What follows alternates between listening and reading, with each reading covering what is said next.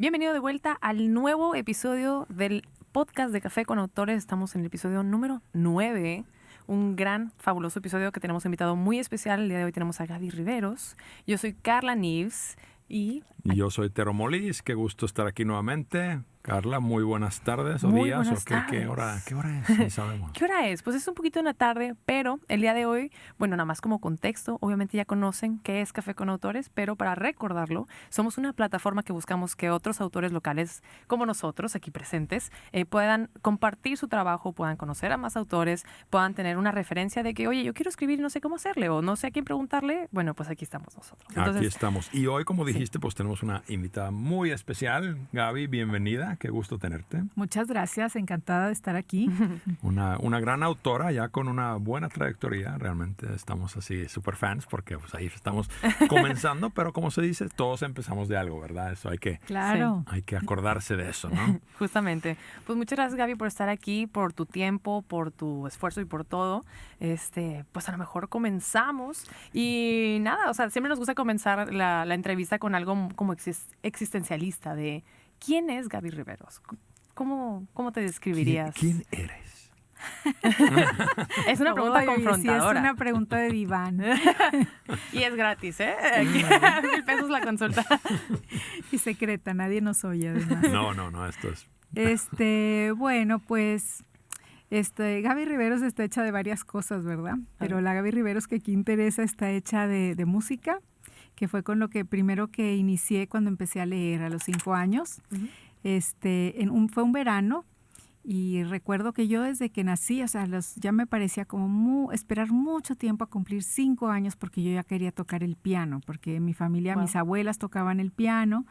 Y ahora que estamos con estos 40 grados de Monterrey y que no había aire acondicionado en aquel entonces, yo me acostaba abajo del piano de cola de la casa de mis abuelos ahí en la colonia Leones y yo tenía 2 años y 3 años y 4 y decía, ¿cuándo me van a dejar aprender a tocar el piano? Y coincidió que ese verano que aprendí las notas y empecé a estudiar piano, ese mismo verano dije, pues si estos signos misteriosos se acomodan de manera horizontal y se combinan para elaborar como muchos mundos, pues estas 27 letras funcionan igual. ¡Órale! Y entonces jugando aprendí, o sea, antes de entrar a Prepri, a leer música y a leer letras, ¿no? Wow. Y entonces, ¿de qué se compone, Gaby? Pues mucho han ido engarzadas la música y la literatura.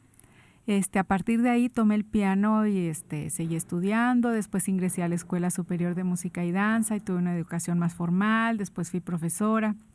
Mucho de ese amor a la música está plasmado en mi novela Destierros. Y luego, bueno, la música no nada más es tema o no nada más está en los playlists que pongo en la novela o tal, sino que la música creo que se ha quedado también como una manera de estructurar los textos, de hacer textos que haya muchas voces, que son como polifónicas, también incluso cómo construyes un acorde, ¿no? Que es también como pensamos, como a veces en la simultaneidad. También lo que la música hace sentir, que es así para mi punto de vista, es como así como el arte poético, así por excelencia. Uh-huh. Y las palabras no, las palabras son como imperfectas en ese sentido y siempre están detrás, siempre están tratando de contar algo que a lo mejor para cuando terminas de contarlo, uh-huh. A diferencia de la música, en donde las cosas son en la simultaneidad, como es la realidad, uh-huh. ¿verdad? Vas manejando el auto y vas pensando en una cosa y vas metiendo cambios y vas chateando, malamente, hablando por teléfono. La policía de San Pedro. Sí, muy mal. Y vas recordando y a lo mejor vas masticando un chicle, no sé, puedes ir conversando. Hacemos muchas cosas al mismo tiempo y si tratáramos de narrar eso, es imposible, siempre vamos a ir tarde con el lenguaje. Y la música sí tiene esa posibilidad.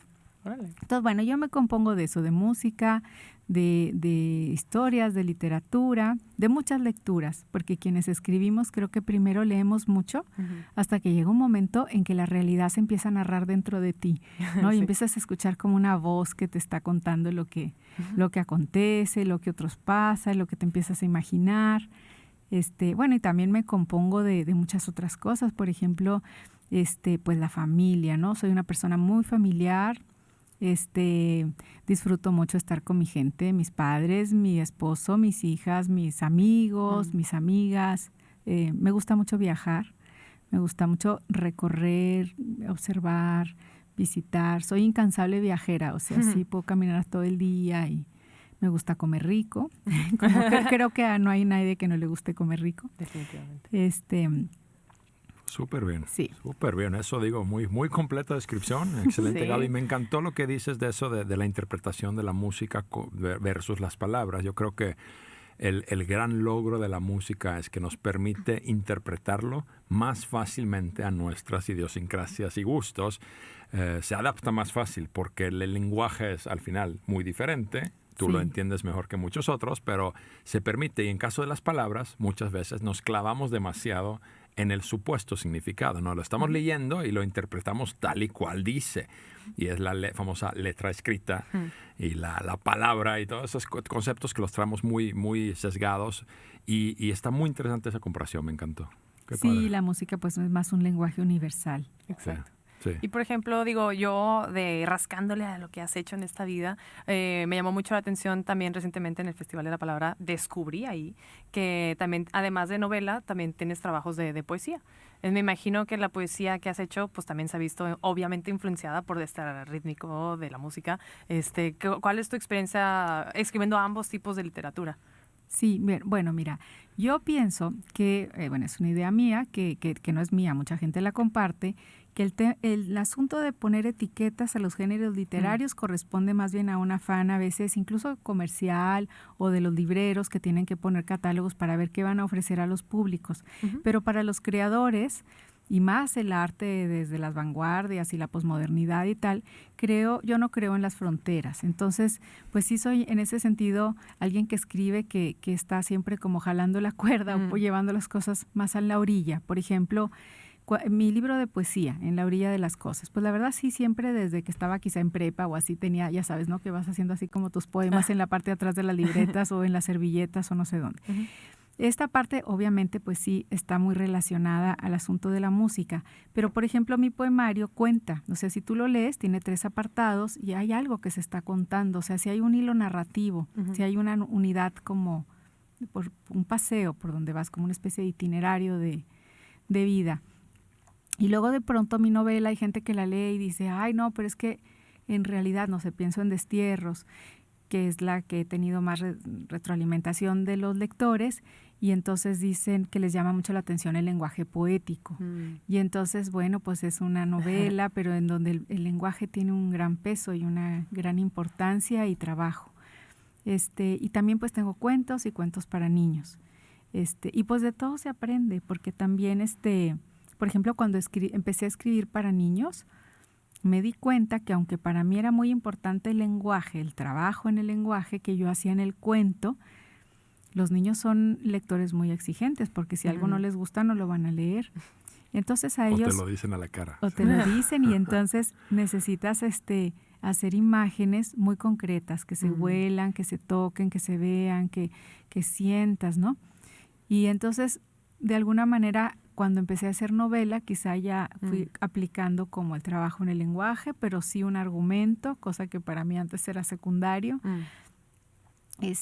Y bueno, pues esto de que mostrar, ¿verdad? Ustedes ya sabrán, porque ustedes también escriben. La importancia no de enunciar, sino de mostrar y de hacer sentir. Claro. Sí, no, a mí digo, me encantó tu comentario del de que tú obviamente en tus poemas hay un hilo negro que los une, ¿no? O sea, es como que algo que yo también enfrento cuando escribo. Para mí es como, obviamente, están todos conectados y el cuento, o sea, obviamente este personaje va con el color rojo, no lo captaste. A veces caemos en esa trampa también de que para nosotros es tan obvio y gracias a los buenos editores, creo que son unos genios en ese sentido que nos dejan ver desde otro punto de vista de que te dicen, oye, espérame, aquí nadie está entendiendo tu hilo negro. Entre el editor y el feedback, ¿no? Como un niño que te va a decir la verdad como es, sin filtro. Súper importante, sí, claro. Padre, escuchar ese feedback y hacerle caso. Muy importante, ¿no? Claro, para el proceso de escritura. Muy bien. Y ahorita digo, ya nos comentaste de tus razones de por qué comenzaste a escribir, fue parte de la música y eso te detonó mucho y tus poemas en los servilletas y todo. Entonces esa parte yo creo que ya lo cubrimos, pero yo quisiera ahorita sí entrarle a tu libro. Olvidarás el fuego. Y así en resumen o en resumenzote, cuéntanos, Gaby, ¿de qué se trata tu libro?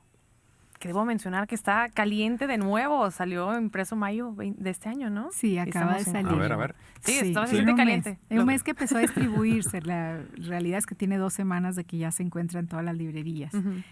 Bueno, mira, ¿te cuento cómo empezó o te cuento de qué se trata? ¿Qué quieren que les cuente primero? Pues no, si nos cuenta cómo empieza, no queremos spoilers, Yo creo que está bien. Casi cómo empecé a tener esta idea o les cuento de qué se trata. Empieza por ahí. Yo creo que será interesante porque ahorita platicábamos fuera de cámara, que obviamente, ahí soltando unas palabritas de spoiler que trata pues de la historia sefardita, ¿no? De los sefardíes. Exacto. Entonces, aquí en Nuevo León, particularmente en Monterrey y particularmente en San Pedro, pues obviamente ha sido todo un tema, pues porque aquí estamos en la Nueva España, ¿verdad? Entonces, para ti, Gaby, Regia, cuéntame, sí, o sea, ¿de dónde surgió esta curiosidad? Porque creo que no toda la gente que ha escuchado el tema se dignó lo suficiente como para que, oye, pero realmente ¿de qué trata, no? Entonces me gustaría mucho. Pues sí, mira, aprovechando que estamos en un programa de radio en donde estamos aquí en la región, aquí en el municipio de San Pedro y en la región, pues de aquí, del noreste, ¿verdad? Región 4. Les voy a ir dando un poco una lectura más regional en ese sentido. Bueno, miren, yo en más o menos 93, 94, o sea, en el siglo pasado, hace muchos años, cuando tú naciste, cuando naciste, yo ya estudiaba letras españolas y pedí una beca en el Centro de Escritores para hacer un libro de cuentos. O sea, yo primero empecé escribiendo cuento. Y entonces escribí mi libro que se llama Ciudad Mía, que son 7 cuentos. Y el último se titula Ciudad de Nadie. Y entonces para escribir, o sea, ese libro de alguna manera es como la apropiación de la ciudad, como las ciudades subjetivas, las ciudades que llevamos dentro, ¿no? Y esa Ciudad de Nadie, la voz que narra es Monterrey. Entonces es como un cuerpo que está contando porque un personaje cae en una zanja, en una de estas lluvias de septiembre y se está como, pues se va a morir, la verdad. Spoiler número 1. Bueno, ese es el cuento aquel. Y entonces la cosa es, ¿qué hay en la memoria de esta mujer que lleva la voz narrativa? Y entonces estuve indagando en la historia de la región. Y bueno, entre toda la historia de la región, que pues hay mucho material, me topé con las fundaciones o los intentos de poblamiento de Monterrey. Entonces, pues tú vas a la escuela y si bien te va, porque creo que ya casi no enseñan historia de Nuevo León, pues te enseñan que esta ciudad la fundó don Diego de Montemayor. Y ahí te ponen el año y se celebra cada año en septiembre. La estampita de Diego Montemayor, así. Exacto, eso lo sabemos. Pero lo que yo no sabía hasta ese momento que investigué, pues era que detrás hubo otros intentos de asentamiento, Alberto del Canto, tal, y un intento legítimo, respaldado por don Felipe II, el rey, de don Luis de Carvajal y de la Cueva, que era el gobernador. Pero me sorprendió que todos ellos los apresó, los procesó la Inquisición en México, a él, a su familia y a todos los miembros de esta comunidad, que eran más o menos 120 miembros de una familia. Y yo así como, pero pues como que nadie sabíamos que la Inquisición tenía que ver con nuestro pasado, de quienes hoy vivimos y estamos aquí. Luego, por otro lado, me conmovió mucho que en esa historia de este señor que estuvo casado, pero su esposa nunca vino a Nueva España y no tuvo descendencia, su sobrino, que llevaba el mismo nombre, Luis de Carvajal, el Mozo, que después hizo llamar Joseph Lumbroso, me conmovió mucho que este chavo fue un erudito, un joven educado por los jesuitas en Medina del Campo. Cuando tiene 14 años, cruzan el Atlántico y eran 9 hermanos, y se viene con sus padres, vienen a Nueva España. Bueno, el mayor ya estaba aquí, era un sacerdote dominico, en las familias había de todo, porque era absoluto secreto el ser judío. Y entonces este muchacho, pues fue de todo, porque su tío se fascina, este muchacho lleva su nombre, era Luis Rodríguez de Carvajal originalmente. O sea, esta de alguna manera es la historia de los Rodríguez, nomás de quienes nos escuchan, cuánta gente Rodríguez hay aquí. Pero luego, bueno, para ligarlo un poco más al tío gobernador, invierten y ahora será Luis de Carvajal el Mozo. Este muchacho que aprendió de todo, desde navegación, comercio, pues muchas cosas en relación a los poblamientos, a los grupos humanos que estaban aquí, tema de leyes, bueno, de tantas cosas, porque iba a ser el heredero universal del tío, de un poder que iba incluso por encima del virrey. Era un poder espectacular lo que Felipe II le había otorgado al gobernador. Le otorgó unas capitulaciones. Estas capitulaciones es como unos contratos.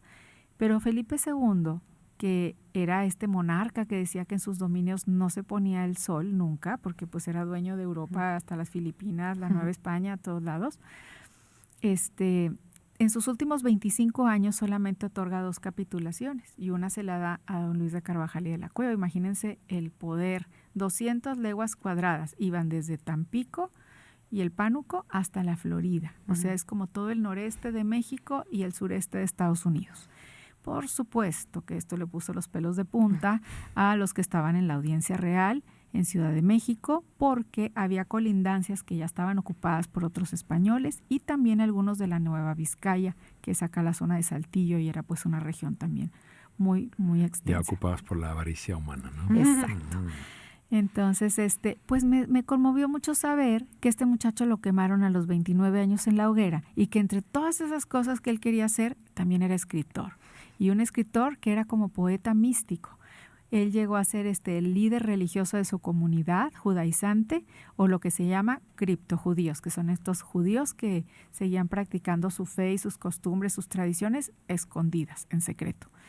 Entonces yo dije, ay, yo tenía pues a lo mejor 20 años, 21 años, y me conmovió mucho que este chavo, un poquito mayor a mí, lo quemaron en la hoguera por creer en y seguir y ser fiel a sus creencias, a su derecho de ser libre de la elección, a creer en lo que él quisiera, a su expresión.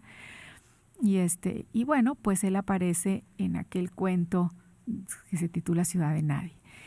Y bueno, pasan los años y yo escribí pues cuentos para niños y una novela y un poemario y tal, pero cuando estaba terminando la novela Destierros, abrí el periódico y casualmente vi que aparecieron las memorias de él junto con otros libros miniatura que escribió, miniatura pues para que nadie los encontrara, aparecieron en una casa de subastas de Nueva York.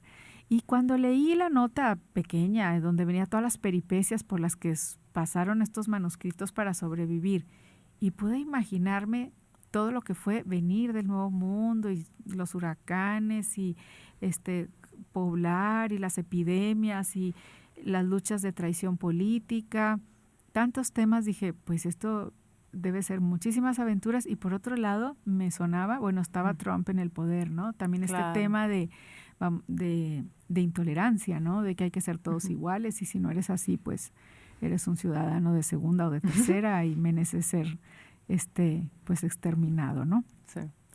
Entonces dije, no, pues es la historia de ahorita. Entonces dije, voy a escribir una novela y bueno, pues ahí fue cuando empecé en enero de 2018. Vale. Sí, de hecho, eso que acabas de decir, digo, yo me he tomado la libertad de, mientras te estoy leyendo, marqué un par de frases que son cortas, pero que me gustaron muchísimo porque justo le comentaba a Tero, que también lo veía mucho pues en la actualidad, ¿no? O sea, me gustó, lo voy a leer porque pues que no. La frase que es un diálogo, pero si un esclavo es un iluminado y nadie escucha sus palabras, entonces ¿cómo va a cumplir con la voluntad de Dios, con su misión? Porque hay personas que les quitan a otros esa posibilidad como si unas vidas tuvieran más valor que otras. Entonces, eso me gustó muchísimo porque le dije, es que eso lo podemos cambiar a lo que sea. Aquí estamos hablando de judíos, de cristianos, pero en la actualidad que si eres negro, que si eres gay, que si eres mexicano, Exacto. que si... Y por eso me impactó mucho. Dije, ay, güey, o sea, han pasado 500 años y ¿Y sabes estamos de quién en lo están mismo. hablando ahí? Están hablando de José, el hijo de Jacob. Ni siquiera están hablando de hace 500 años. Bueno, Fíjate sí, cómo peor. siempre es lo mismo. Sí. O sea, es el diálogo entre Baltasar, su hermano mayor, y él cuando iban a la escuela. Sí. Y como en la vida real hay testimonio de que a este muchacho le impresionó mucho a sus 12, 13 años la historia de José. Ujú. Y sin saberlo iba a ser la propia, ¿no? Claro. Este muchacho iluminado que se lo destierran y nadie sabe que tiene esta misión y lo tienen en prisión, ¿no? Es la historia de José el Soñador para muchos que nos escuchan y que quizás sí lo conocen. Entonces, fíjate, esa historia milenaria que luego aparece hace 500 años y que es la de todos los días, claro, de nosotros también. Claro. Sí, ambas. Yo creo que ambas ustedes les voy a mandar a hacer un t-shirt de mis favoritas frases que dice, para ustedes se los pongan y dice, yo soy la nieta de las brujas que no quemaste. Ah, las he visto en internet. Y sí, pues sí, básicamente. Está, creo que muy bueno. No, y está muy fuerte eso. O sea, me encanta esa como que, o sea, la historia tu curiosidad de investigar más y luego tener la capacidad y el coraje de traerlo a la mesa, realmente ponerlo en palabras, darle, tu twist de interpretación, de pues escritor, de alguien que imagina y alguien es capaz de crear. Y está genial, está creado. Yo estoy emocionadísimo de leer el libro. Apenas el miércoles en nuestro evento en Ojo de Agua. ¿Sí? Lo voy a tener porque pues, esa es la tradición. Firmado por la autora. Firmado por la autora. Sí. Pero qué padre ese. Me encantó la historia detrás. Sí, esa es la historia detrás. Y bueno, la novela es la historia del éxodo sefardí de España y Portugal, a través de la familia Carvajal y en particular de Luis de Carvajal el Mozo, alias Joseph Lumbroso. Uh-huh. Y bueno, pues la historia de estos manuscritos y todo esto. Sí, la verdad que está bien padre para la gente porque pues es muy nuevo el libro, no he tenido la oportunidad de hojearlo. Está muy nutritivo a nivel histórico porque me gusta que incluyes, pues ahora sí que de manera coloquial, screenshots o scans de textos antiguos que pues justamente son estas cartas o vestigios de todo lo que ha ocurrido. Entonces, por eso...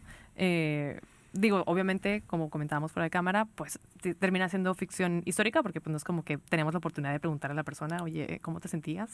Claro. Pero está padre porque obviamente se siente un acompañamiento muy rico durante la lectura de que, me acaban de decir esto y aquí está el papelito y entonces, se siente padre. También siendo una persona local que el tema sefardita no me era del todo desconocido, pues siento que estoy aprendiendo más que en una clase de la escuela. Claro, y eso es algo muy sabroso. O sea, la verdad es que mucha gente te pregunta que si la realidad y la ficción y tal, pues esta es una explicación creo que muy complicada porque en realidad yo creo que en lo que se dice ficción es donde realmente podemos acercarnos a la realidad. Claro. Y viceversa. Entonces, lo que parece una obra de arte es precisamente porque tiene una capacidad de sintetizar la realidad de tal manera que lo vivimos como algo real y es como nosotros podemos entender al otro, entendernos a nosotros mismos o no entendernos, hacernos más preguntas, ¿no? Pues sí, la realidad normalmente es más curiosa que la ficción. Exacto, supera la ficción. Y yo creo que eso, en los libros justamente como el tuyo, que son históricos, basados en hechos reales, pero tienes una libertad de, pues a lo mejor fluir un poquito de lo que piensa la gente y que hubieran comentado. Creo que para mí, yo siempre cuando leo novelas históricas o historia, pues simplemente pienso como un ser humano. O sea, ¿qué hubiera sentido Julio César en esa mañana que hizo esto? Pues hubiera sentido probablemente lo que yo sentiría si me pongo en sus zapatos, imaginándolo. Y esa es normalmente la verdad, ¿no? Y es porque somos humanos. Exacto, y somos iguales siempre. Somos iguales siempre. Yo digo, repetimos los errores y lo vemos tristemente en el mundo de hoy, o sea, que hemos aprendido la historia, pues al parecer no mucho. Seguimos haciendo lo mismo una y otra vez.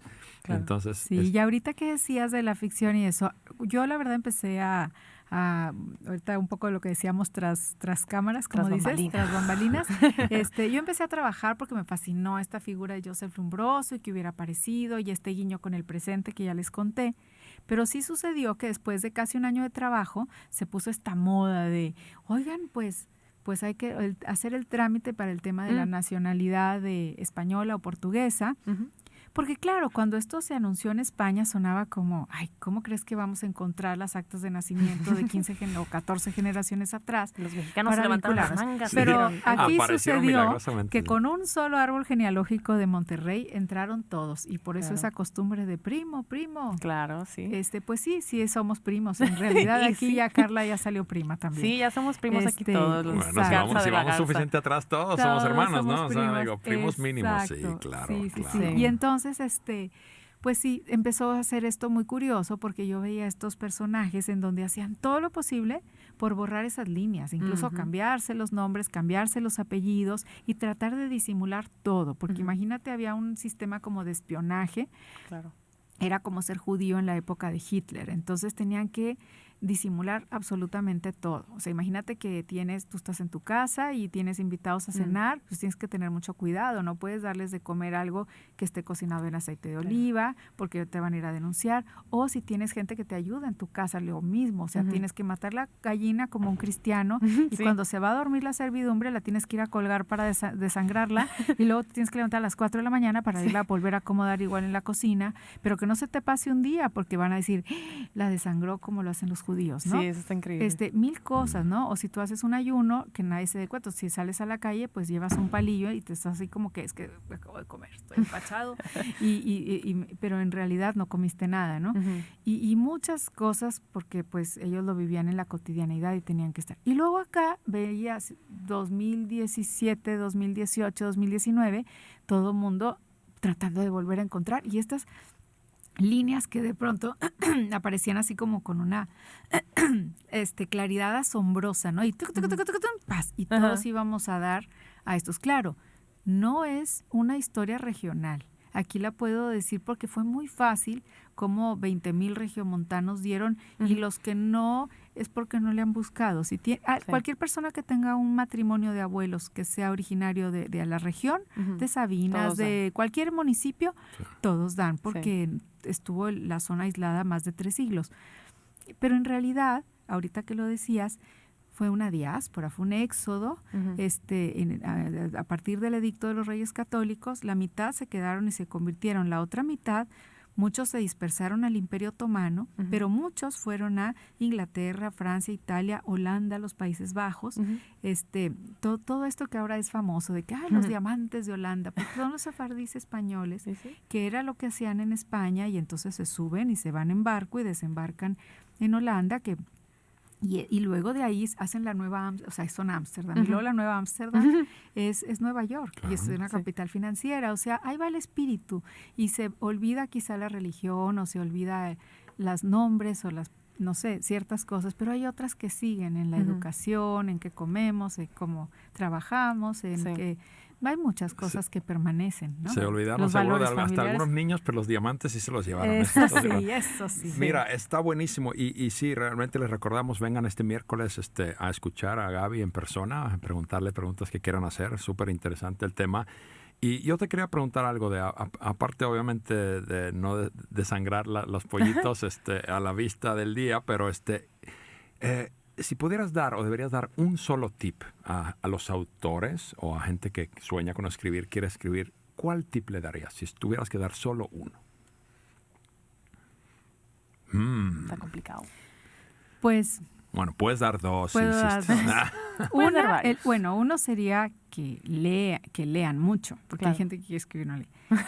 Hay que lean mucho, que observen, ¿verdad? O sea, estar como con esta sensibilidad alerta, ¿verdad? En que en todos lados hay historias o palabras que quieren ser dichas. Pero otro tip importantísimo, si ellos lo quieren hacer, es que ellos se lo crean y que ellos empiecen a hacer dediquen su tiempo y su concentración con mucha disciplina todos los días a trabajar en eso. Tienes que tener, o sea, decir, bueno, mi meta va a ser a tantos años. Ahora vivimos en una generación como de inmediatez, que todo le picas en un botón y ya está. No, estas son metas como alguien que quiere ir a las Olimpiadas, o sea, no puedes decir que esto va a estar listo en 2 años. Entonces eso, ¿por qué? Porque todo nos distrae, porque todo el tiempo estamos llenos de chats y llenos de correos, entonces perdemos como esta capacidad contemplativa de concentración. Y para escribir necesitas concentración. Claro. Y eso va muy alineado con lo que dices de leer y ver, porque leer no es solo leer palabras, es leer los comportamientos humanos y leer el mundo a tu alrededor. Y pensar. Y si estás metido en tu celular todo el día, no levantas ni siquiera, no lees nada, no ves nada. Y viendo el celular todo el día, alguien más está conduciendo tu pensamiento por un montón de cosas dispersas. Claro. Y se va el yo, ¿no? Sí, qué importante. O sea, me parece bien interesante que digas eso porque justamente hablaba hace poquito con una persona sobre el grosor de los libros, ¿no? De que pues este libro está particularmente chonchito, tiene 600 pasaditas páginas. Y yo lo hablaba... Pero letra grande, no se asusten. De que, bueno, pero es como bien subjetivo el tamaño de los libros, ¿no? Porque si lo lees nada más como que a ojo rápido y no captas nada, pues da igual. O sea, puedes tener un libro de 100 páginas o de 200, pero si no lees un párrafo y dices, ala, o sea, ¿qué pudo haber dicho con esto? Ya sea de filosofía, de historia, de lo que tú quieras. O sea, que realmente esa lectura comprensiva es lo que realmente al final te nutre. Entonces, qué padre que tengamos ese recordatorio de dejar el celular, leer un poquito más y leer sin prisa. Creo que también. Exacto. Cada quien a su ritmo. Esa es la maravilla.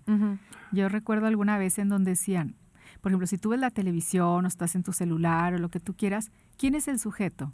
Pues la televisión, el celular. ¿Y quién es el objeto? Nosotros. Sí. la lectura es de las pocas actividades que te permiten tú ser el sujeto, porque cada quien lee a una velocidad distinta, cada quien, si tú, no sé, si en la historia hay un perro y una abuelita, tú lo vas a imaginar de una manera, yo lo voy a imaginar de otra, Tero lo va a imaginar de otra. En cambio, ya vi la película, todas las abuelas y los perros son iguales, claro, ¿no? Entonces, pues hay, y aparte al ritmo que va, ¿no? Y de otra manera, pues hasta la velocidad importa, ¿no? Sí, yo siempre digo eso, me encanta que lo menciones, Gaby, porque yo siempre digo que los libros me permiten a mí imaginar todo, y si veo una película, una serie de televisión, alguien más lo imaginó y simplemente me está pasando su interpretación. Por eso nunca estamos de acuerdo con las adaptaciones. Siempre es de que no, pero Harry Potter tenía los ojos verdes. No los tenía, eran azules. Ah, ¿verdad? Sí, no, súper padre. Pues qué padre. O sea, digo, yo la verdad, yo podría extenderme y platicar muchísimo, pero no queremos spoilearles la conversación que vamos a tener en Ojo de Agua este miércoles, el junio 15 a las 7:30 de la noche. Los esperamos con Gaby Riveros, con Juan Carlos Guerra, con Sandra y Eugenia Posas, y obviamente aquí, pues, Tero y yo, ¿verdad? Pues, obviamente para que vengan a conocer a Gaby, le pregunten todo lo que le quieran preguntar, le pidan que les firme los libros que tengan de ella, porque seguramente tienen varios. Y nada, Gaby, la verdad yo estoy súper agradecida con este tiempo, este espacio. Y mientras, ¿dónde te pueden encontrar? ¿En redes sociales? En redes sociales, Gaby Riveros Ahí estoy en Twitter, Instagram, en Facebook, Gabriela Riveros o Gabriela Riveros Elizondo. Y bueno, también tengo canal de YouTube, Gabriela Riveros. Sí, así que... Y TikTok pronto. Haciendo bailes. Hoy, Gaby, vamos a abrir, el Club de los Cincuentones haciendo bailes. Oye, espérame, ¿cuarentones? Todavía. Cuarentones tarde. Bueno, mientras lo montamos nos vamos a tardar un buen rato. Está bien, hay tiempo para ensayar. Oigan, buenísimo. Muchas gracias, Gaby. Y sí, los invitamos a seguirnos en las redes sociales. Por favor, en Instagram, Facebook, estamos en... Café con Autores. Café con Autores. Nuestro canal en todos lados, en Spotify, en YouTube, en todos lados nos puedes encontrar. También en nuestras redes personales. Yo soy Carla NVZ. Y Cocotero sin Coco. Yo soy Cocotero sin Coco. Un juego de palabras. Pero bien, oye, Gaby, qué gusto platicar contigo. Gracias. Seguimos la conversación este miércoles, el 15 de junio, a las 7:30 en Ojo de Agua. Y a todos, pues muchas gracias por escucharnos. Muchas gracias. Los esperamos este miércoles. Gracias, Carla y Tero. No, por ahí nos vemos el miércoles. No, hombre, muchas gracias, Gaby. Chao.